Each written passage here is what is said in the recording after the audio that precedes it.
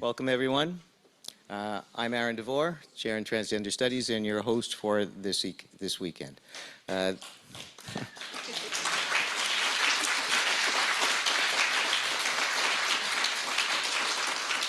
So welcome to Moving Trans History Forward 2023. We've just been introduced by Brianna Bear. Brianna Bear is from the Songhees and Lekwungen Nation in Victoria through her father's side, and she has roots with Namgis, the Kwakwak people in Alert Bay, and on her mother's side. She's the oldest of 8 siblings. I got that right? From 4 parents whose backgrounds are Lekwungen, Kwakwak, Mawachlat, Muchalnut, and Nuchalnut. So Brianna Bear was brought up around her father's territory, the Lekwungen people, learning many of the teachings of her grandfather, who's well known to many of us here, Skip Dick, and his brother, who's also well known to many of us here, Butch Dick. Since her teenage years, she's been involved with the Victoria community through organizations like the Victoria Native Friendship Center and her own nation's communities, and she's worked in many roles, including as an admin person, as an educational employment counselor, a youth engagement coordinator, and a youth leader. She is a knowledge keeper, a cultural leader, and very much an artist who continues to pass along the teachings of her community with a good heart and a good mind. So, Haichka Siem, Brianna, and Brianna is going to have a few words for us. Aitskoichel, Asiem Siai Nishtalacha, Asiem Siai Nishwalakwa, Haichka Siem Yahuilaptin, Haichka Siem Niquilia here, Haichka Siem Lakongandangach, Asa Theelia, Chinitsa Songis, Chinitsa Namgis, and a Mami Minsuis. Essentially, what I shared in my language, my Lekwungen language specifically, is good day, my honorable guests gathered here today, my honorable people and community members. I thank you and raise my hands to each and every one of you for being here today. And to those who have respective titles within your communities, I honor you and raise my hands to you as well. Whether you're knowledge keepers, you're learners, you hold those titles within your heart. I thank you again for being here.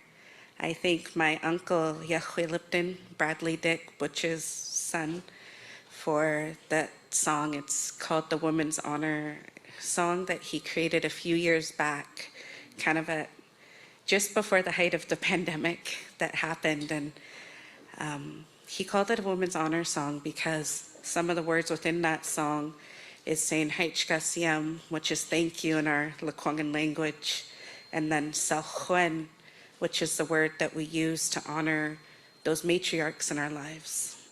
Whether those are the moms who gave birth to us, whether it's the chosen moms that we've chosen to guide us in the path that we walk now, whether it's the aunties that look after us, who uphold us with the best regards, or the grandparents in our lives. But more importantly, it also honors the young ones who have gone before us and those who are to come now.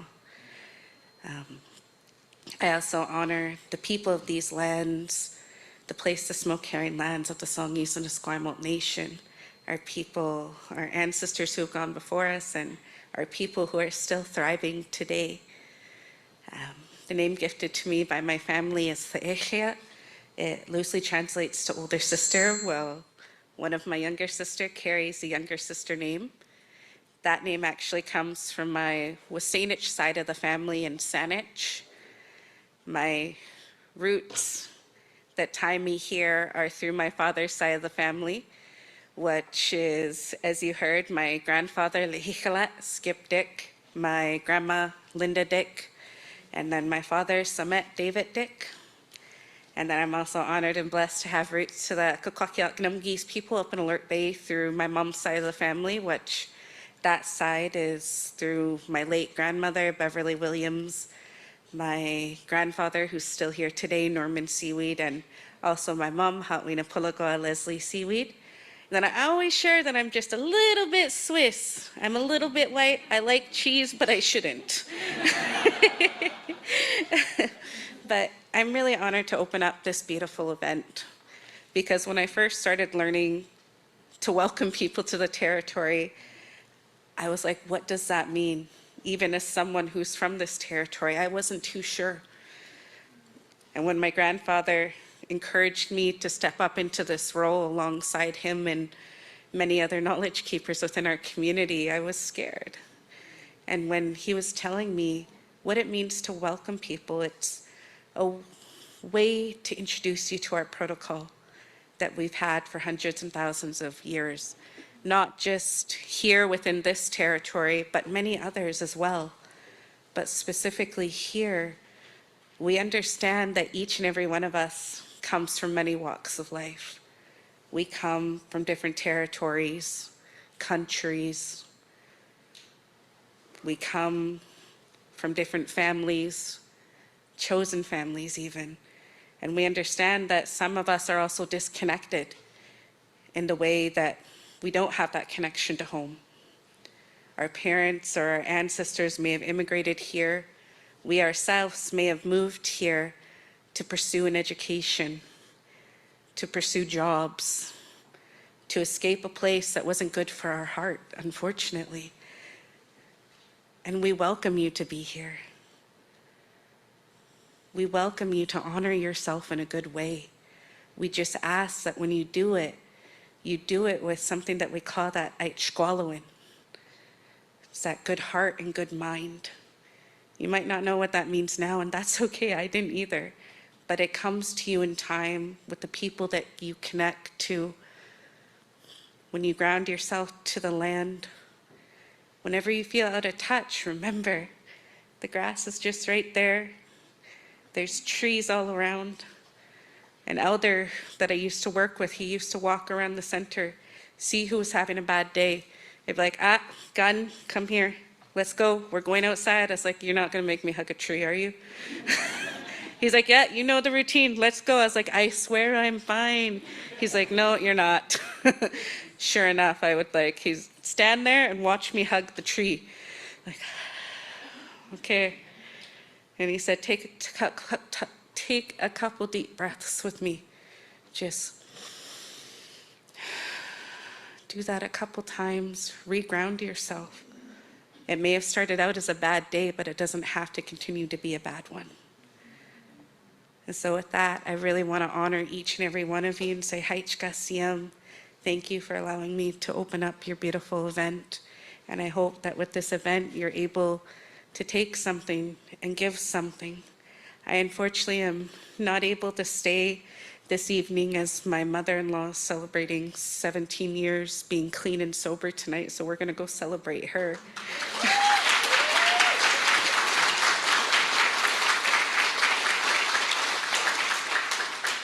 And so with that, I want to welcome each and every one of you to the place to smoke carrying lands, the Lekwungen lands of the Songhees and Esquimalt Nation, and also honor my relatives who have also given me so much knowledge, my relatives in the Wasinich Nation. Haichka, thank you. Take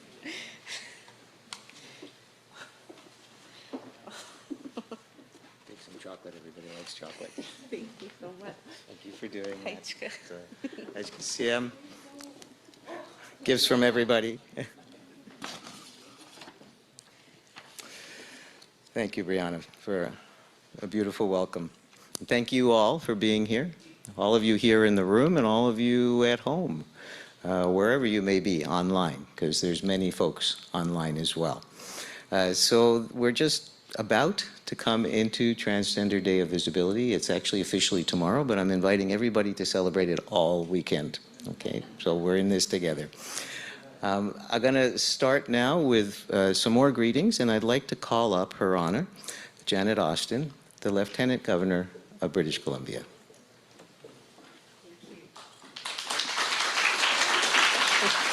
Thank you so much. Erin, thank you. Thank you so very much. I too would like to acknowledge the Lekwungen peoples, the Songhees and Esquimalt and Wasinich, upon whose traditional territory we gather today, and to thank them for sharing these lands in peace and friendship. Aitsquatcho Stjeracha, Aikwanis Kwanangahela, with apologies for my pronunciation, which what I'm attempting to say is good evening, dear friends. It's wonderful to be among you today, and I do mean that so very sincerely. I do want to thank Brianna Bear for the gift of a traditional welcome and her lovely words, and also to acknowledge a couple of people here this evening with whom I can claim a connection, and they are also honored speakers this evening, Alia Warbus and Salish Wesley. And it turns out that Alia is the daughter of my predecessor, the Honorable Stephen Point, the former Lieutenant Governor. So we share intimate knowledge of Government House. Anyway, it was an absolute delight to meet you this evening and to be able to know about that, what for me is a very special connection. Also will acknowledge Mr. David Valentine. His pronouns are he and him, and he joins me today as my honorary aide-de-camp, and he also has served for many years as the Commissioner of St. John Ambulance of British Columbia. So for myself, as you heard, I'm the Lieutenant Governor. I'm Janet Austin. My pronouns are she and her. And I will say that it has been an enormous privilege to serve as Lieutenant Governor. And part of that privilege, of course, is to support the fabulous work of Dr. Erin DeVore, Chair in Transgender Studies here at UVic. When I assumed the role, I identified several themes that I wanted to champion during my term, and one of which is inclusion, diversity, and equality in all aspects of our society. And so this fits very nicely with the work that I will say I believe we have done together. It is truly a joy for me to be with you this evening to celebrate 2023 Trans Day of Visibility and to launch the Moving Trans History Forward conference. I was delighted to host Trans Day of Visibility last year at Government House, and what a joyous and celebratory event that was. I'm wondering, was anybody there? A few of you there? Oh, there's some in the back. Good. I hope you had a good time. Anyway, it was a real pleasure for me, and I think we really did celebrate. Again, I have a very special thanks for Dr. Erin DeVore for your leadership in hosting this conference, but also in all the advice that you have provided to me in my role as Lieutenant Governor, from which I've benefited greatly, and it's been such a pleasure to work with you on a number of initiatives. So Trans Day of Visibility is a day to celebrate the resilience and the strength that transgender, two-spirit, and gender-diverse people display every day of their lives, to appreciate the family members and allies who have supported and advocated for recognition and medical, emotional, and social support for their loved ones. It's a day to learn about the history of activism and advocacy that has transformed our understanding, our laws, and our policies, and the courage of transgender leaders who have fought for inclusion and protection of human rights, often at great personal cost. This is knowledge that we must carry with us, not just today and tomorrow, but every day. It's certainly true that much progress has been made in recent years in the fight for trans rights.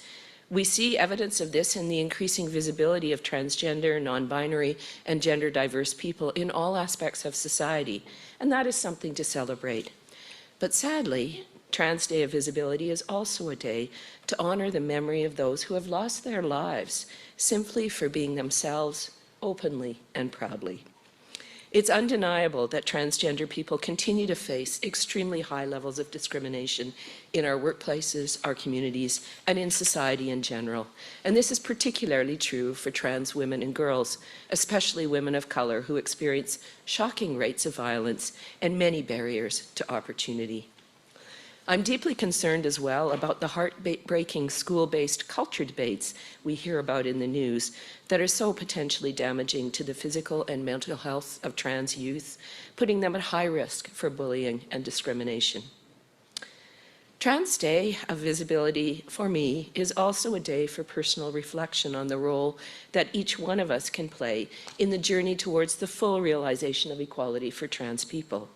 For myself, I've pledged to be an ally, to do my best to listen and learn and to bring curiosity, compassion, and good intention to our shared work today and always. Finally, I want to acknowledge all the presenters at the Moving History, Transhistory Forward conference. The roles that you play require a great deal of you personally, sometimes sharing intensely personal stories in order to broaden the understanding of others. And so I thank you for the work that you do and for the risks that you assume in doing it. Ananuhilak Nushwelequins Adisjay. I feel very proud of the work that is done all together. So happy Trans Day of Visibility and best wishes for a successful conference. Heichka, merci, thank you. Taking your notes there. You've got some of my notes there too. Okay, Aaron, thanks. Thank you so much.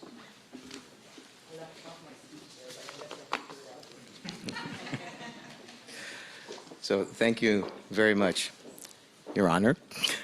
That was very inspiring. And we're going to have greetings from several other folks. And next, I'd like to read to you a letter that has come from the Prime Minister of Canada, Justin Trudeau. So he says, "It is with great honor that I extend my very best wishes to all attendees of the 5th Moving Transhistory Forward Conference. Every day where we embrace our uniqueness, be proud of our diversity, and celebrate who we are as a nation is a day where Canada becomes a little bit stronger. The Moving Transhistory Forward conferences provide us with an invaluable opportunity to recognize the immense contributions that Trans Plus people have made to our shared nation, honor their achievements, learn from their past, understand the issues facing them today, and discuss ways for all of us to come together and work towards a better future with pride. In a day and age where voices all around us are focused on division, conversations like this are more important than ever before.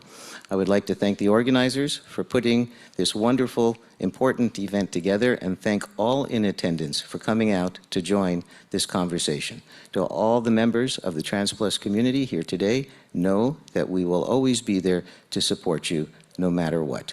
My warmest regards, Justin Trudeau."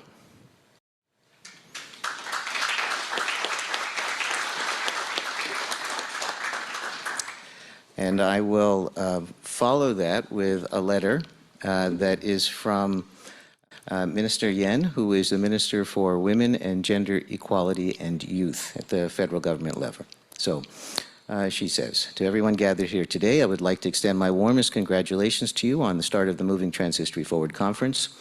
The Moving Transhistory Forward Conference provides a great opportunity for interaction and learning among students and faculty, activists, Trans Plus people, family members, allies, service providers, and everyday Canadians. The consideration and teaching of Trans Plus history is critically important. These conversations are necessary to help reduce the risk of discrimination and injustices that Trans Plus communities continue to face in Canada. Our government has been working to ensure that Trans Plus people and rights are protected in Canada. We passed Bill C-16, which amended the Human Rights Act and the Criminal Code to protect the rights of trans and gender diverse Canadians, and additionally, most recently, we launched Canada's first federal 2S LGBTQI+ action plan, committing our government to further advance the rights and equality for Trans Plus, non-binary, and all 2S LGBTQI+ people in Canada. During this conference, you will all have an opportunity to discuss a range of topics from trans history, Trans Plus history, to hormones and healthcare and gender euphoria. This conference is not only crucial and meaningful, but also a safe place where all voices will be heard and respected. I thank the organization for putting this event together and thank every single one of you for attending. The only way we can make change is together. To all in attendance today, we hear you, we support you, and know that we are walking this road to meaningful equality alongside you. Sincerely, the Honorable Marcy Yen, Minister for Women and Gender Equality and Youth." So that's from your government. Now we have from the federal government, and now a short video greeting from Kelly Padden, the BC Parliamentary Secretary for Gender Equity. Hi everyone, my name is Kelly Padden and I'm BC's new Parliamentary Secretary for Gender Equity. My pronouns are she and her, and I'd like to acknowledge that I'm joining you from the territory of the Lekwungen peoples, the Songhees, and Esquimalt nations. It's really great to participate with all of you in moving trans history forward, and to recognize Dr. DeVore, UVic's chair in transgender studies, and the team who's brought everyone together for this conference. I'd also like to acknowledge all of you for your contributions and ongoing advocacy. This conference is a place for people to share history, personal experiences, and issues that have an impact on so many people here in BC and around the world. It is so important for all our communities to be welcoming and inclusive for everyone, and I'm very proud to be with you as an ally. Words also require action, and I pledge to continue our government's effort to reduce barriers and improve services for transgender, two-spirit, gender-diverse, and non-binary people. I hope your time during these next days is full of learning, collaboration, reflection, and joy over being together as part of a strong community that is making a difference for so many in our province and around the globe. Thank you. So this morning at the provincial parliament buildings, she was on hand and hosted a flag raising of the trans flag. So the trans flag is flying in front of the BC Parliament today.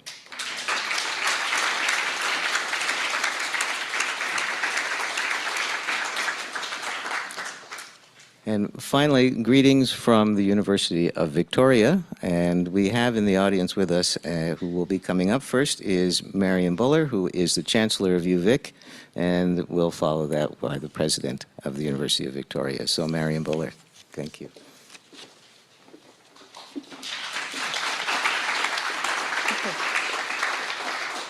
Thank you, Dr. DeVore. I acknowledge that we're on the traditional territory of the Lekwungen peoples, and I'm grateful to the Esquimalt people for giving me permission to work here as Chancellor of this university. Welcome to the University of Victoria in all of its beauty. Thank you, Dr. DeVore and your team. Thank you, Ms. Baer. Thank you, elders and traditional knowledge keepers. Thank you, guests, whether you're here or up there. Thank you, attendees in whatever capacity. Thank you all for your continuing commitment to enlightenment and social change. And I want to thank the organizers for creating this opportunity for all of us to talk, listen, and learn over the next few days. Because, you know, knowledge is the fuel for hope.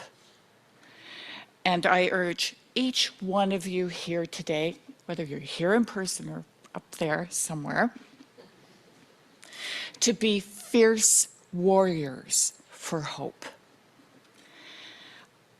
And most of all, I thank all of you for the opportunity to celebrate being our authentic selves, with respect, with dignity, and with joy.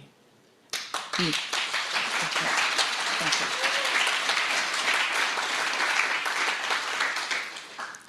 So for those of you who are joining us on the internet, and for everyone here, sit close and sit with joy and happiness.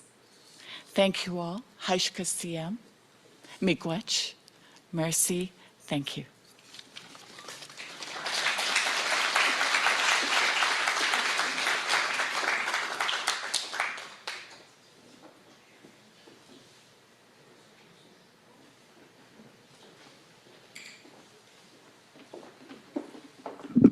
So I now invite Kevin Hall, President of the University of Victoria.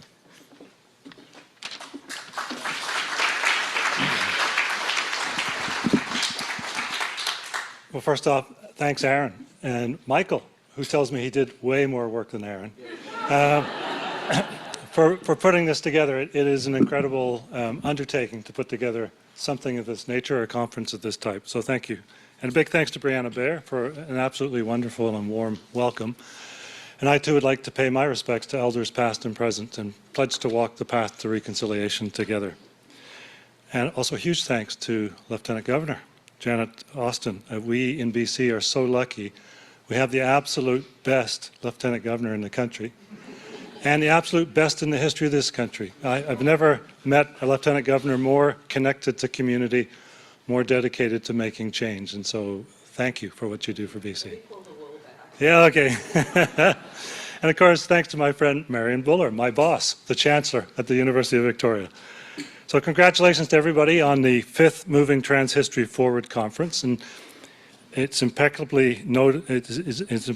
it's notable, but for a university, it's international, it's interdisciplinary, and it's intergenerational. And that really makes it unique. And these are the kinds of things we like to have at UVic. We like to have discussions which really make us a better place. We're committed here to equity, we're committed here to being inclusive, and we're committed to making this campus a welcoming place. We've just developed a brand new equity action plan, which was based around equity-centered design. It was created by people who have been marginalized on our campus.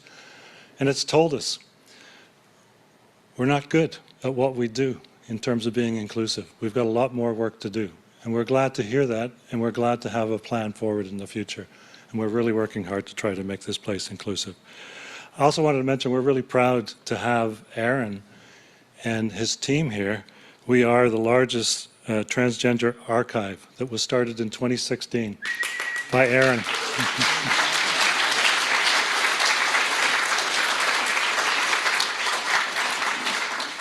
Now, I'm not a librarian, but I'm told that you measure the success of your holdings by the length of the number of boxes you put together. Michael just told me this. And the Transgender Archives are 1.5 football fields long.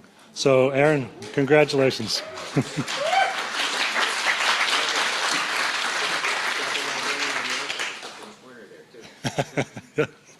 I just wanted to finish on, we've just created a brand new strategic plan at UVic, and we have 4 basic core themes or core values.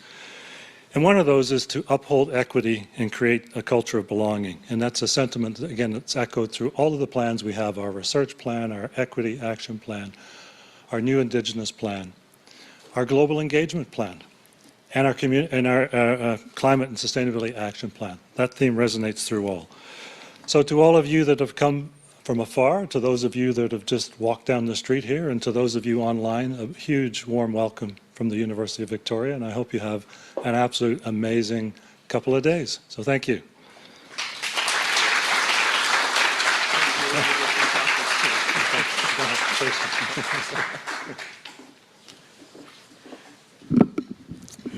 Thank you to all of those wonderful, warm greetings from our leaders of various types. So I want to take a few minutes to tell you a little bit about the chair. I know a lot of you know about what the chair in Transgender Studies does, but some of you don't, and so I want to give you a little bit of an intro to that. And pretty soon we're going to move into the main event.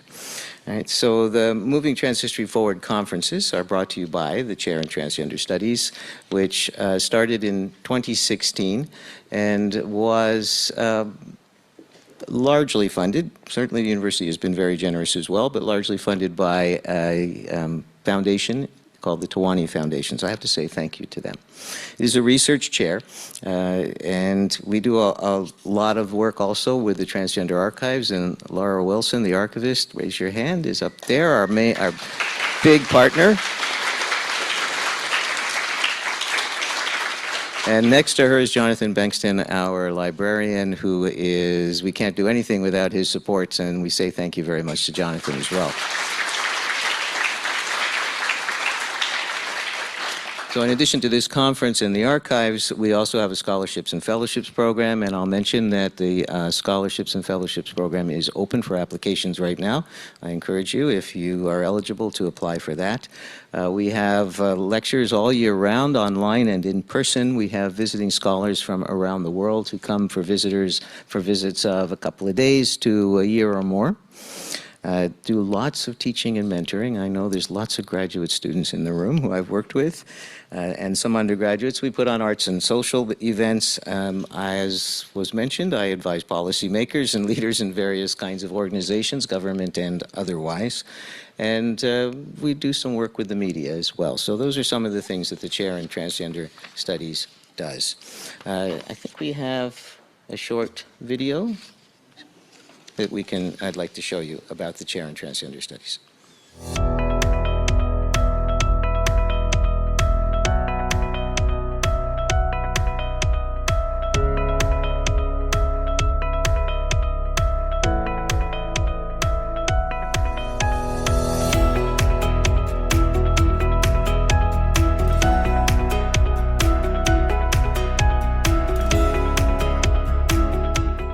It's important to preserve the truth about the path we took to accomplish what we have.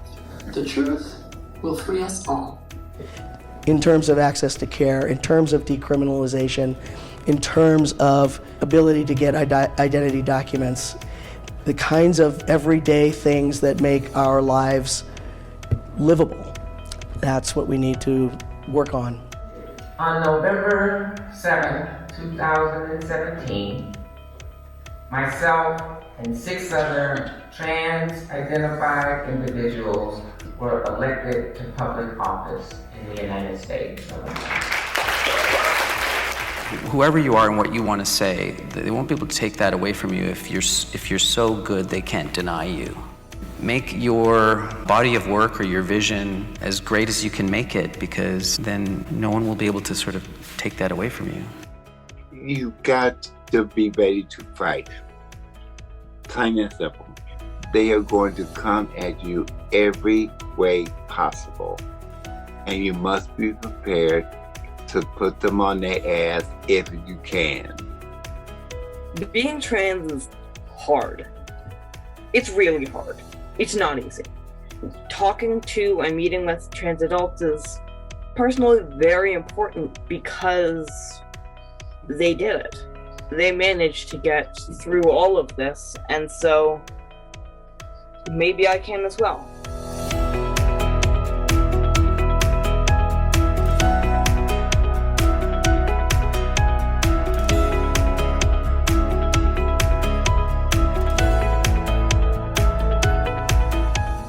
It is amazing, and I'm totally devastated that I'm not here longer. I will definitely be back. There is a home, that there is space for BIPOC stories in the Trans Archives at UVic, and that space is growing larger with every donation.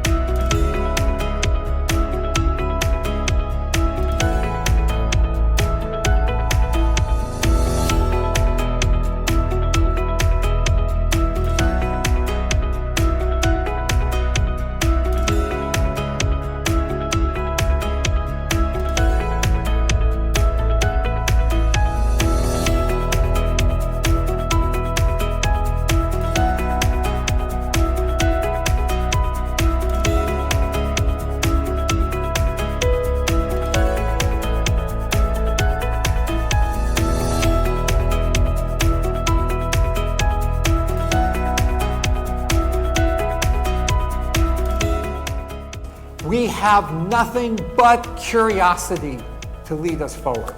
So first of all, just breathe curiosity.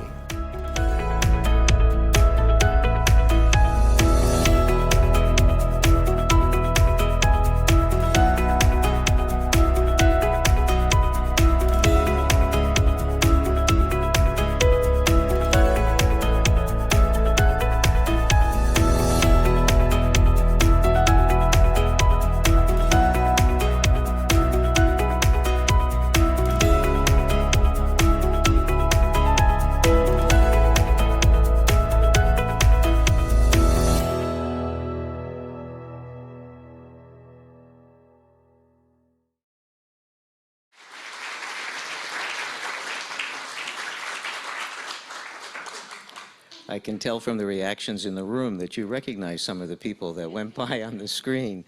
And of course, that's just a small sampling of what we do. We couldn't put it all up there. There's lots more. So I want to take this opportunity to say thank you to a lot of supporters of the Moving Trans History Forward conference. So one of our supporters is the Royal Bank of Canada, who is the sponsor of the Elders Panel and the Youth Panel, and also contributed to subsidies to make it more possible for low-income people to attend. Social Sciences and Humanities Research Council of Canada is also given us support for general conference support. Van City has provided some general conference support. The City of Victoria is also a supporter of the conference.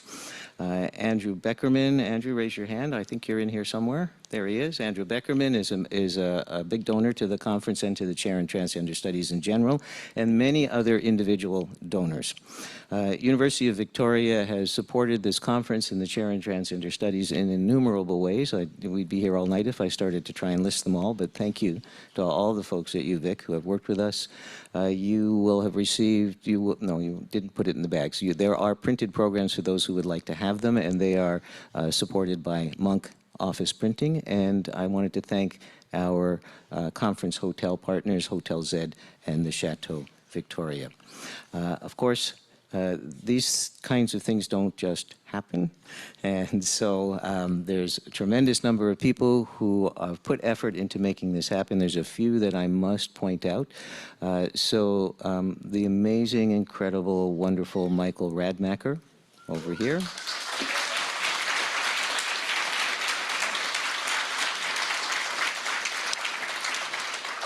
So I have to say that one of Michael's big jobs is making me look good, and your reaction tells me he's doing his job very well. Jay Watts, where's Jay? In the back. Jay, inside or outside? There he is. Okay, there's Jay is also one of our important organizers. Spencer Robinson. Is Spencer out there too? Oh, Spencer. Okay. So those folks have worked very, very, very hard for quite a long time to make everything work as smoothly as it is so far and will continue to. In addition to that, we have a chair in Transgender Studies, Moving Trans History Forward Committee, who advises us and assists in many ways. Jordan Forbes and his team in the back corner. Jordan, will you raise your hand? Behind you. Oh, Jordan's behind me. Where is he? There he is. Okay. Jordan and the team in the back corner who are doing all of our AV. Carly Cunningham, are you in the house? No. No, okay, so Carly and the folks here at the First People's House have put a lot of work into making sure that things go well, so I say thank you to them. And the room is full, and the whole weekend will be full of many, many volunteers, without whom we could not keep things running smoothly. So thank you to all of you.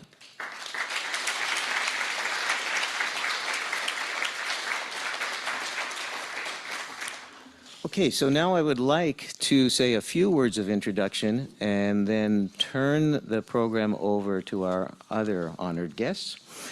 So we're going to be showing a film called Slaali, which is a story of Salish Wesley. Salish is in the front row here, and the film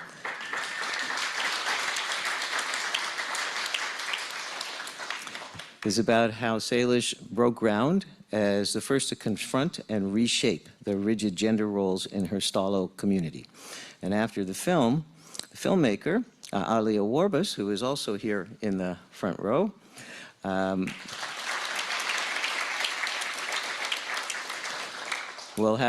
have a conversation with Jamie Jesperson, who is a UVic PhD student. Jamie is in the front row as well.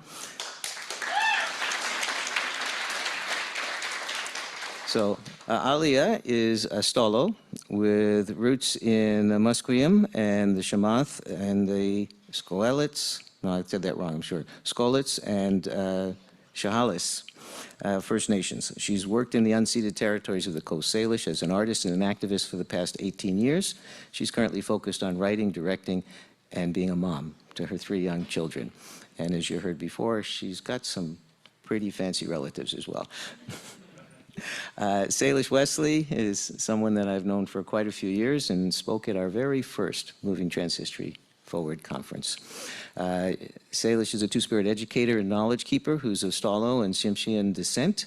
Currently, she works as an Indigenous Enhancement Education teacher for the Chilliwack School District and also continues to present at a wide variety of events as it relates to her Two-Spirit and Indigenous teachings. And Salish and Alia are first cousins. So Salish also has some distinguished family members. Jamie Jesperson is a PhD candidate in history and cultural and social and political thought, specializing in trans and Two-Spirit histories.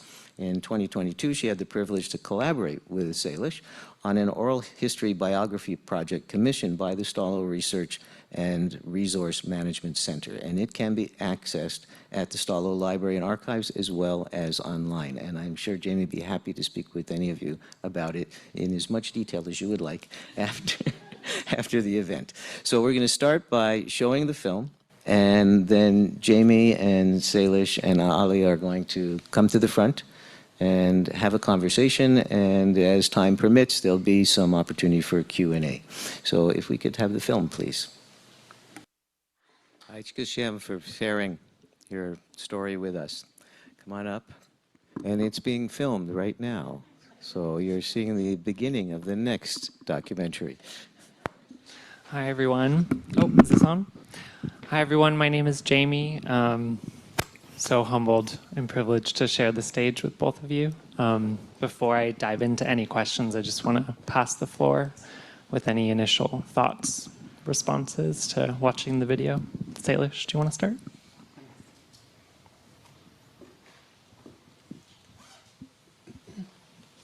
It's surreal to watch that film for me.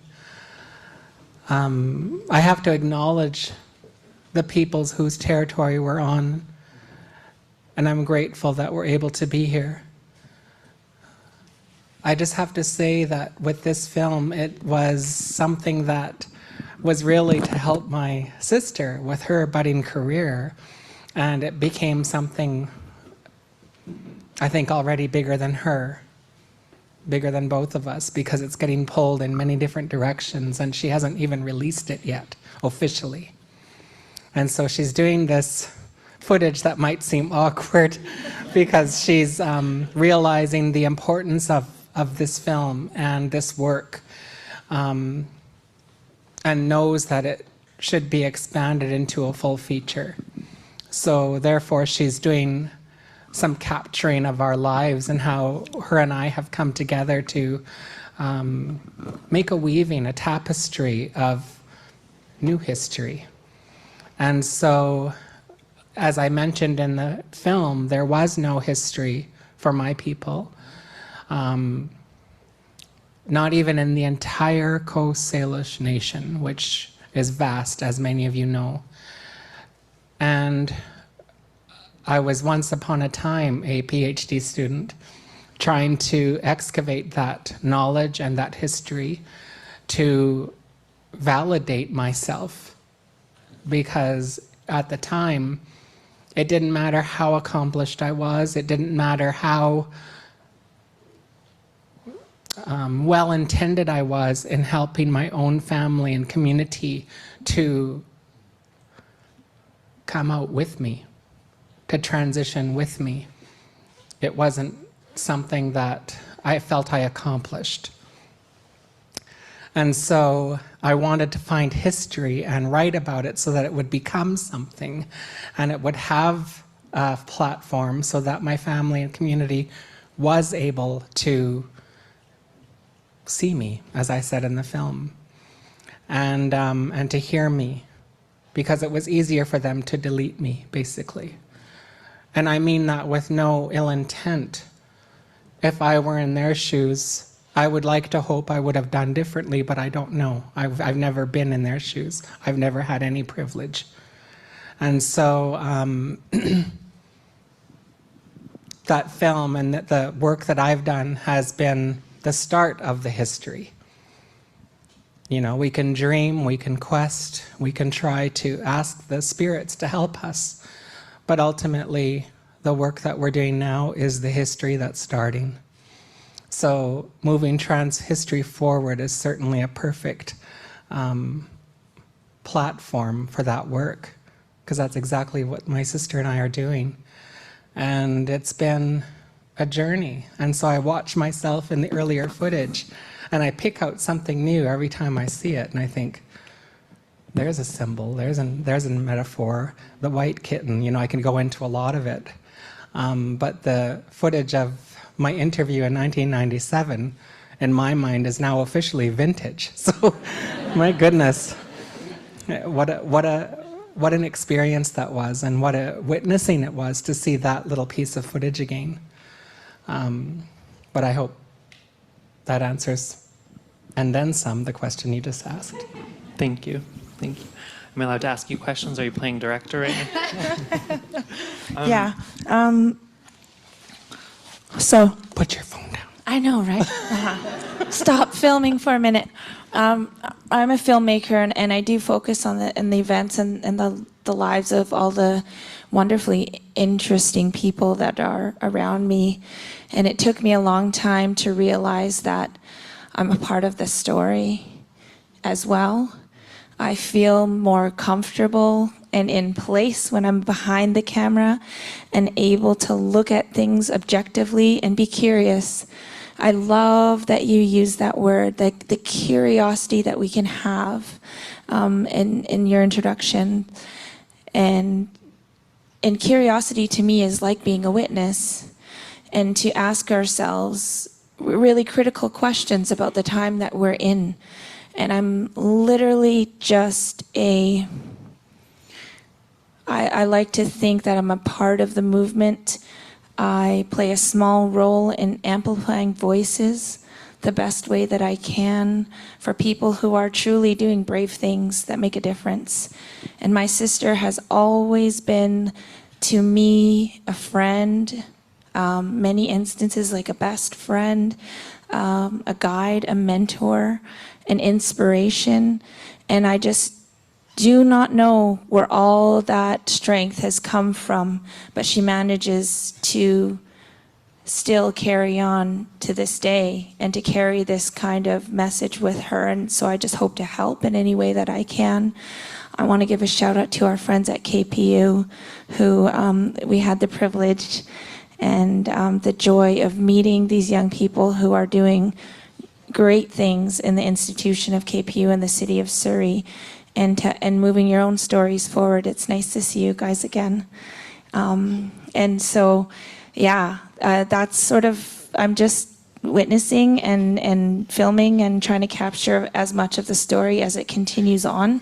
And I'm looking for the support to make this into a larger story that encapsulates more of the history that's been uncovered and just how to do that. And I have faith that the creator is going to present that to me. So yeah, I'm just looking forward to where the discussion might take us today. Thank you. I know Salish in the documentary and a little bit in the oral history biography project we got to collaborate on last summer, which was such a gift. You've described your transition as not just something that you had to go through, but something that your entire community had to go through together. And so a question I had for you is, how has the Stalo community of the Lower Fraser Valley changed since the 90s when you first started coming out to today? We saw Tobias coming out in his community.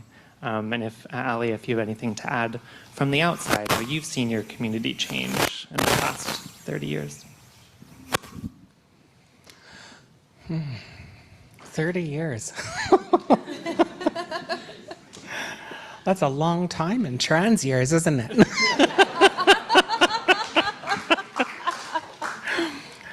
Oh, goodness. I feel like my community, I'll start with my family first. They're the nucleus of my community. And then the larger Stalo community itself, as well as the rest of Indian country, the Coast Salish Nation. I went from being a shadow who was content, I guess, enough to stay in the shadows because my family and community struggled to, well, I said it, to see me. they couldn't beat me or hate me or have any sort of ill will because I laid all my cards on the table, and I literally burst out of the closet from a Friday to a Sunday. And I thought that I was coming out as gay, and that wasn't enough, or it wasn't right, so I just kept coming out until it happened. And it was an amazing experience, but the painful price I paid was that I suffered the loss of my family and community in a way that wasn't so explicit. It was insidious, because they did try to maintain a relationship, but in a way that was the memory of the person that I once was, the person that they wanted me to remain. And it came a long way. There's a whole lot to fill in there, 30 years, goodness. But I now have a position where all I wanted was to just sit and, like I say, take full breaths and to feel like I was a woman amongst my people. That's all I wanted. And for them to accept me as such. That didn't happen because I launched forward further. And I have come to a place now where I have prominence and I have reverence. I have become the two-spirit cliche. And so I didn't mean for that to happen. I didn't know that would happen. I didn't plan. I didn't try to become a brand, which is now what I seem to be becoming. And it was just all in an effort to not just save myself and save my life, but to feel like I was alive and living. And so here I am, alive and living, and for the most part, thriving. And I am realizing that the leadership that we need is within. And so by my actions of pretending at times, even to have privilege, made space for me to actually have it. And my family and community have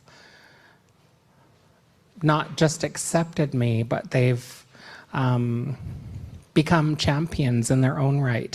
And they have become better people, I feel, as a result. We're all people. None of us are perfect. We're all working towards ourselves, whatever that means. We come into this world with nothing, and we leave with nothing. So with that, all we can do is hope that we become better people, and that we have compassion and forgiveness and love and all of the attributes that we need to be successful. And when I say successful, I'm not talking about our accomplishments. I mean successful as it means to be ourselves and to be at home within ourselves. So that's what I think has really contributed to the upward climb that all of us are on. And I think it's contributed to the wholeness of my family that has, like I said, become better, more realized, and more themselves, because I had the audacity to do that for myself.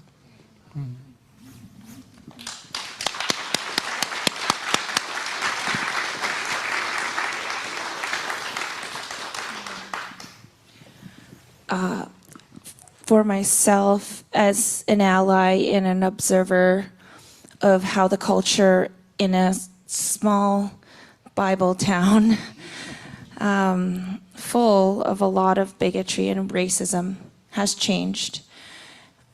I think it's evident in the film to see someone that young have their family welcome such a huge change in such a kind and loving way.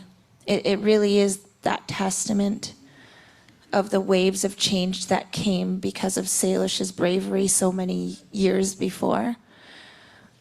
And, you know, she was the first one to walk into ceremony as a completely different person than when she first entered into those spaces. And it was, as much as you can see and hear and feel in the film, it was revolutionary the way it felt. And she dealt with a lot of backlash because of that decision, of people who did not appreciate that what she was doing wasn't about them.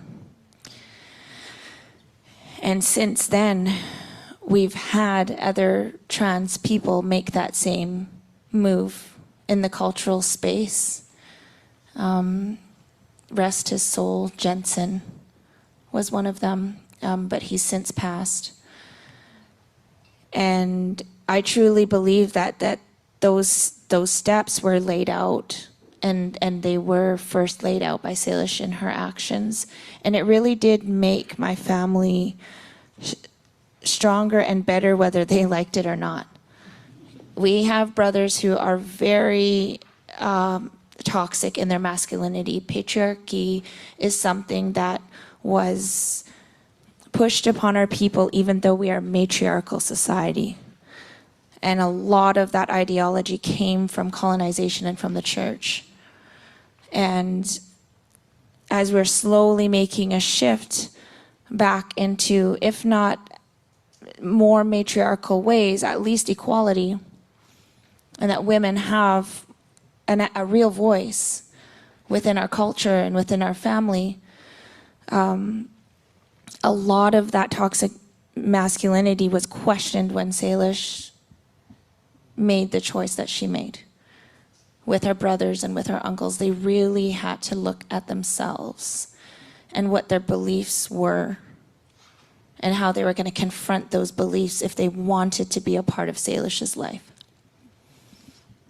And that has a ripple effect because she has moved into a time now in her life where she has that respect and that it's like eldership, but as you can see, she doesn't look like a typical elder, how you would think. But that people have to face their own innate discrimination if they want to ask her for help and for her to be present in their lives. And that goes for my family and beyond, because our family carries a lot of influence. So yeah, I can see and I can feel the changes, and they've been great, but there can be more, and it can be greater. You know, because we do still have a lot of young people. Like, I love the intro video that you guys did. You know, a lot of young people are still struggling so hard. It's like that culture within the school system. But I do see it getting better. Yeah. Thank you. Yeah, with the few Stolo elders I've had the privilege to share space with, I know one of them in particular has 3 grandchildren who are Two-Spirit in your community, and in a way they're popping up like daisies. I think that's wordage that you've used before. I want to pull on something you brought up, which naturally it's one of my questions. You didn't know that, but of course you touched on it. This is what you always do. You summed yourself up to me the first time we met, and you mentioned it now, which got an audience reaction, that you are a Two-Spirit cliche. So I just wanted to give you the opportunity to speak a little bit about your roles as a Two-Spirit knowledge keeper. Oh, I'm sorry, dear. Oh, you're good. We're good. The hair's in place. I used hairspray. We're good. We're so connected. Two-Spirit cliche. So what are the certain roles that you fulfill in your community, and how are you carrying on certain traditions, some of which you may pass on to the next generation?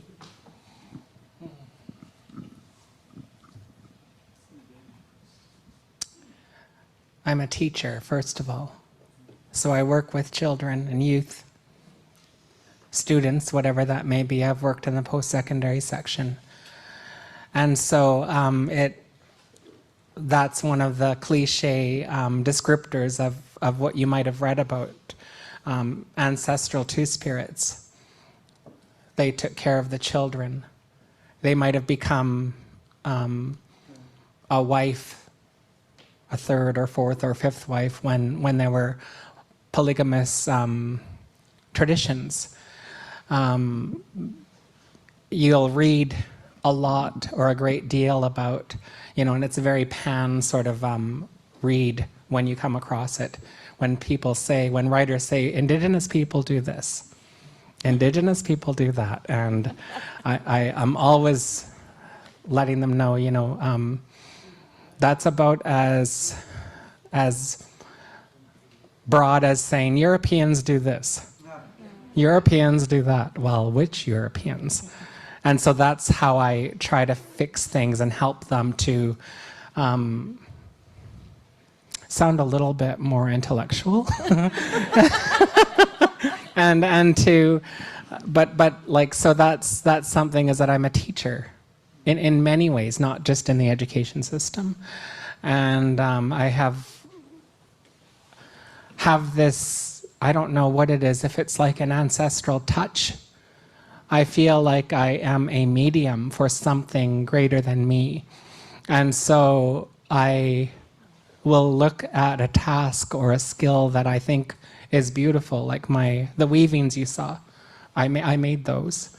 And it was under the tutelage of my grandmother, Hulihuia. Maybe you have heard that name, The Life Story of a Stalo Matriarch. That's the name of her book. And I went to her one day and asked her, Grandma, can you teach me how to weave? And she never really ever gets that request. And it really saddened her because it's such a great legacy. And with the Stalo people, weavers were, like she would say, they were like queens. They were so valued and cherished and revered that they couldn't even feed themselves. Their hands were never to be dirtied. They were just to be weavers.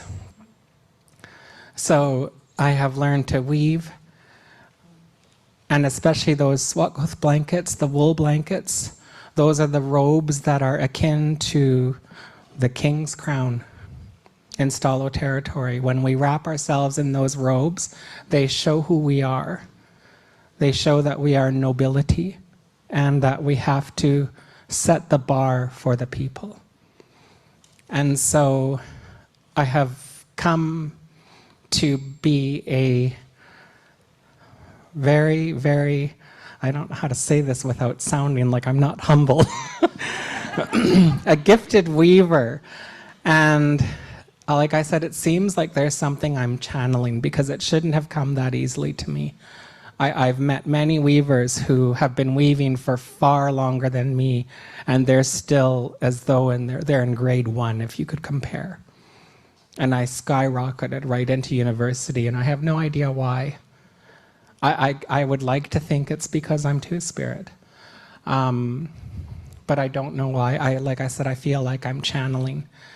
And then I became a healer. And so I get called to many different nations all over the territory, all over Coast Salish territory, to help people with their wellness, with their wholeness, and with their struggles, so that they too can find reason to believe that they are worthy of the light. And so it's wonderful energy work and wonderful ceremony. And so it's something that I do that I think is I feel as though my true identity has been born. We call it squalam in our language. That's like, that horrible term shaman. I don't know where that term came from, but squalam is how we describe it in our territory. And so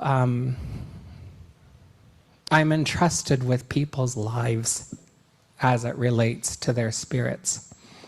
And with Stalo people, our spiritual health isn't different than our mental health. It isn't even different than our physical health. It's all connected. And so it's a very important job, and I'm very grateful that ancestors chose me to do it with the support of elders like my uncle, you know, and in a way he was the one that ordained me, if there's a lack of a better term. I don't know what the term is in Hulkamalum, but it was a beautiful time and a beautiful experience. And now, like I said, it's amazing that I not only get to come out and speak to all of you and share my wealth of knowledge as a becoming elder, especially as it relates to being two-spirit and trans, but I get to dazzle the world around me with love and healing. And I can't think of a better thing that I could do.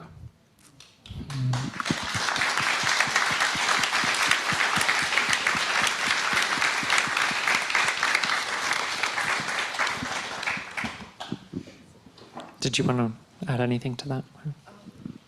What was the question? I guess if you had any more insight to provide on Salish's role within your community. I know I spoke with Diana Kay from Seabird Island School last summer, who said that among young people, Salish is known as Auntie Salish. So she fulfills a kind of chosen family familial role as a two-spirit auntie. If there are any other reflections you had. Yeah. I feel like Salish has always been larger than life. You know, her humor and love and gifts have just grown, and exponentially so in the past few years. And so she truly has, as she said, arrived in this place of privilege. But what a journey to get there, you know, because of her authenticity and leaning into that. And first choosing to take care of herself and modeling that is hugely inspirational, and all the kids really do love her. They really do love Auntie so much, and it's because of all of those things that she spoke of, you know, and having that responsibility. It's not just something that is you can help and heal people. It's not common. There's not very many people who can do what she does. And it's interesting to me. It never occurred to me to think of how that aligns with the fact that she is two-spirit. And you and I talked about that history and the erasure of that history, and looking at that and how important it is to find and uncover, if possible, but to understand that she had to restart that history, right? And not have any direction for it. So that's that's what my thoughts. Yeah. Thank you. I think I have time for one more question, which I wanted to ask on behalf of the audience, as I can speak for myself as someone who's not from your cultural community and may not be familiar with the act of witnessing and what it means to be a witness. We saw a little bit of language at the beginning and the end, Alia, that you added to your documentary. I was wondering if we could close with a bit of an instruction or an invitation on what we can do tonight as witnesses to Salish's story. What's our responsibility? What can we do to elevate that and spread that story forward? So in the Longhouse, which conveniently we're sitting in one right now, there's all kinds of meaning for the way that you're sitting tonight. And in a typical Longhouse, we'd all be sitting around the edges so we could all see each other. and you'd have the two fires. There's one fire, that's okay. You'd have the two fires which have representation and are related to the cosmos.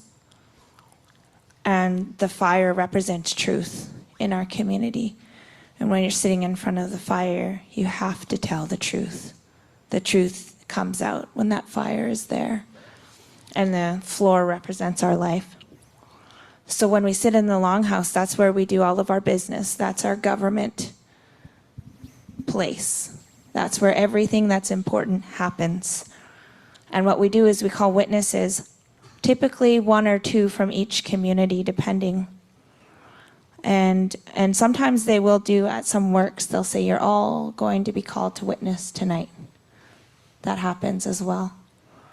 And the purpose of being a witness, and typically we'd give you 50 cents, but I didn't bring my quarters tonight. We had to use it on parking, actually. Yeah. We'd call the witness, we called you by your traditional name, you'd stand up, the family would quarter you. And when you're a witness, you're called to listen, to remember, and to go back to your community and share what it is you witnessed, what happened at that work over there, and what was the outcome, and who was there, and who was named what, and all the things, right? You're like a reporter. And then the other piece is that you remember. So later on, if there's a discrepancy of some kind and they say, hey, you remember when this woman and this village and this man from this village got married and this happened, do you remember? They go to the witnesses and question them, because we didn't write anything down. We had no records. It was up to the witnesses to remember what had happened. That was our validation. And so wrapping this event and this kind of work in witnessing, it's our validation. You are our validation for this story. So that's what it means to be a witness. Thank you. Any wrap up or reflection thoughts from you, Salish, before we have to go?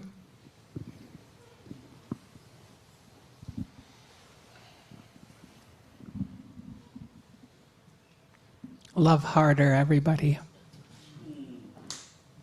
Love harder.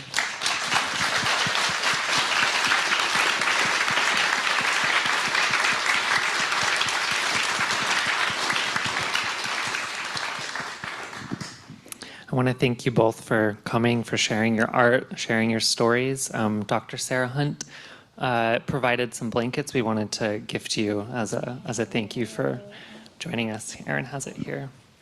We could give them just one more round of applause, everybody. Thank you.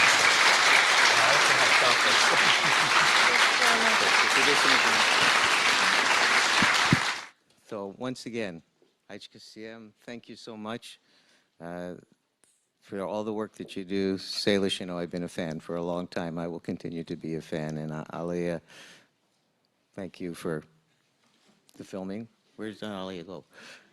I don't know. Out. Okay. Well, wherever you are, thank you. There will be more, obviously, because we saw filming happening.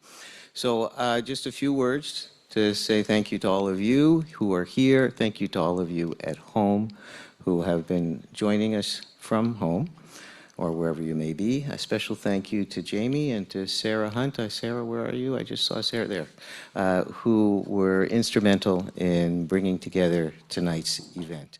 So thank you to our VIP guests, our very special speakers for coming and giving us some words of wisdom from many different directions. I thought you might like to know that we have 438 people registered at the conference.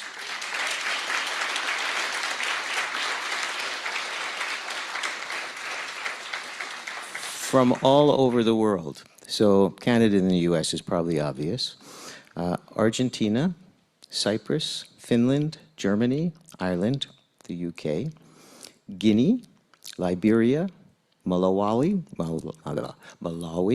Uganda, Zimbabwe, Hong Kong, India, Japan, South Korea, Thailand, Turkey, Australia, and New Zealand. A very international conference. So thank you all.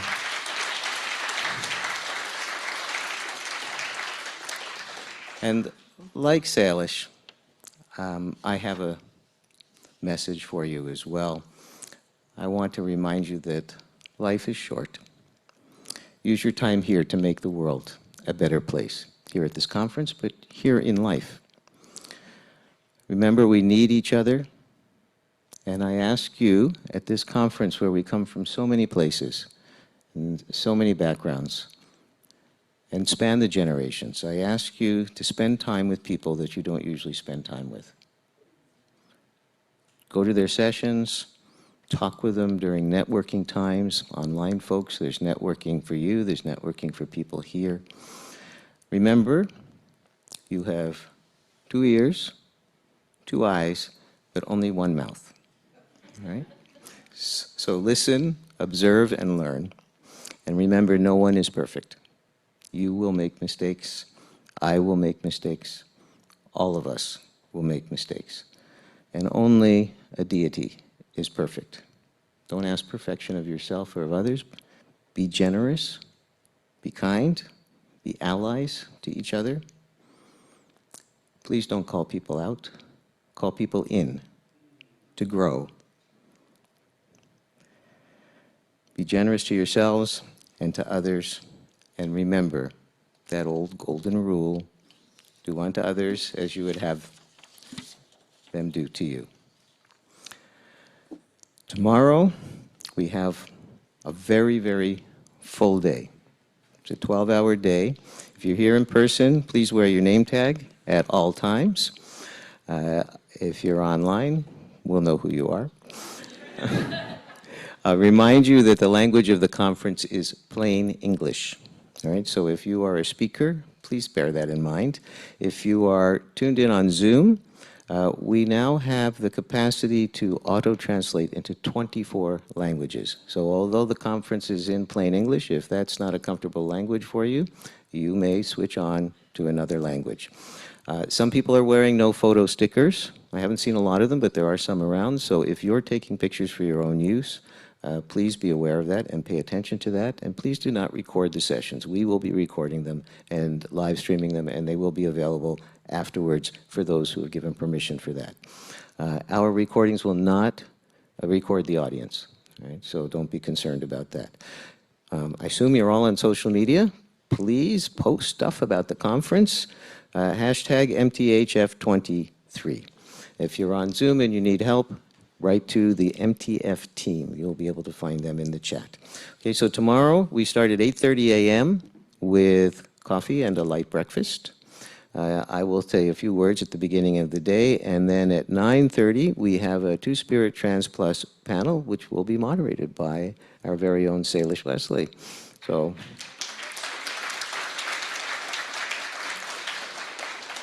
If you can pass up on the coffee, and if you can pass up on my words of welcome, do not pass up on that panel. Throughout the day, we have concurrent sessions, we have networking sessions, we have digital poster sessions, and then in the evening, we have an open house at the Transgender Archives. Unfortunately, that is only in person because this is an opportunity to actually put your hands on the real stuff. Okay, so there'll be real things from the Transgender Archives there that you may put your hands on. Sorry, folks at home, you're going to have to come visit us another time. After dinner, for those who are having dinner here, then these times, of course, are all in Pacific times, and for people online, that's UTC -7, right? Universal Time -7. The evening event is showing of the film Framing Agnes. It is really good. I've seen it. And if you are here in person, please make sure that you are in your seat by 6:45, because any seats that are still available at 6:45 are open to the public. So your tag will get you in, but you have to be in your seat. If you come after 6:45, someone else may be in your seat, so please come in person. If you're online, there will be instructions about how to join us in where is it, Michael? It's in the program. Yeah, in the online program. Okay, so that's tomorrow. There'll be a panel discussion after the viewing of the film, and if you know anybody who wants to see it who's not here at the conference, there is a showing that's open to the public at 5 by donation. And so thank you all for coming. I will see you in the morning. Sleep well.